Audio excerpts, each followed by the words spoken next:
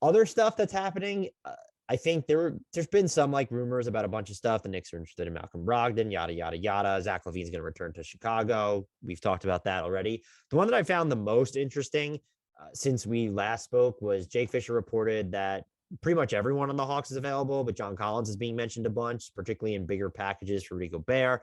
You also had Kevin O'Connor of the Ringer saying the Hawks are willing to move John Collins for a lottery pick. My my only response to that is I think the Hawks are fine to be open-minded on everyone that's on the roster, with the exception of Trae Young.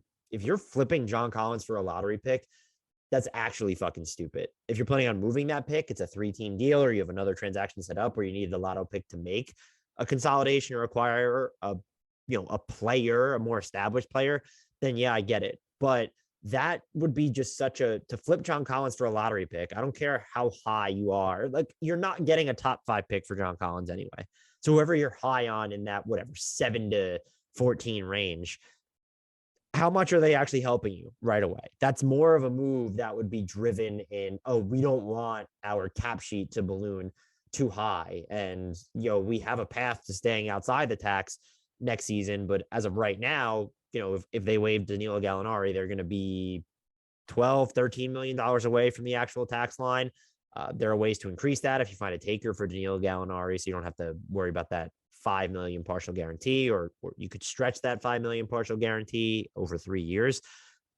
But that would just seem like, oh, we're going to try and dump some salary here, make ourselves leaner. We'll spend the full tax, non-taxpayer mid-level exception without going into the tax. They have more than enough room below the apron to me to re-sign DeLon Wright and still use their full non-taxpayer. It'll be tight within that hard cap, but they have the flexibility to do so. But you're going to trade John Collins for just an incoming rookie that's not a top 5 prospect. That, again, I'm not saying that's actually what they're doing, but if that is one of their angles, it's stupid. And you should be using John Collins to try and improve your team, which is a hard thing to do. Laddering up to Rudy Gobert is like kind of the move, although then you get into the equation of, is Clint Capella going in that deal as well? And if you're giving up Clint Capella, John Collins in the same trade for Rudy Gobert, how much better are you actually? I think John Collins is one of the most underrated players in the NBA. Even if you think he's been underutilized in Atlanta, like, he's still shown his scalability. When you've had to play next to Clint Capella, you're not allowed to be the primary screener. So we've seen the expansion of his floor game. We've seen him turn into a reliable spot up 3-point shooter, even if you wish that clip. I think he was just under 37% on spot up threes this year. You want that to be a little bit higher. That's still good enough to use him away from the ball. He's also someone who can duck in from the perimeter to grab those offensive rebounds. I think he's gotten better defensively, and that some teams actually could get away with playing him at center, but you need more reliable bodies in front of him. So AKA not Utah, and also not Atlanta. I just look at him, and this is someone who is never going to earn more than 26.6 million on his current deal.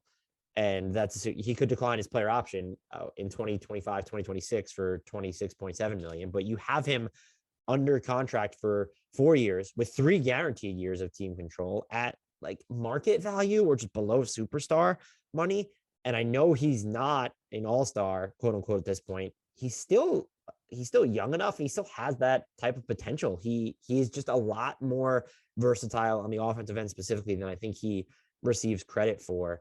And the Blazers have been a team that's been linked to him a ton. I don't really know what the Blazers are doing, to be honest with you, but like, in a vacuum, do I think if a team could give up the number 7 pick and get John Collins, I absolutely think that's worth that. And there'll probably be people who think that. I think some of the trade proposals I saw were the Hawks and 16, like Collins and 16 for 7. I'm just like, you don't give up John Collins to move up 9 spots in the draft. That is bonkers to me. So Collins is certainly a name to watch. The Hawks seem itching to do something aggressive, but if they're not moving Collins as part of a consolidation trade or to upgrade their actual roster in the short term, I'm not going to like the move. And I understand that this is predicated on the actual market. You can't move John Collins to make an upgrade if that scenario isn't available. Here's a novel concept. Just go with me on this. If you can't find a way to get better while you're moving John Collins, or to make a consolidation trade while moving John Collins, just keep John Collins, right? Like, that's mind-blowing, right? So those are my thoughts on the John Collins stuff.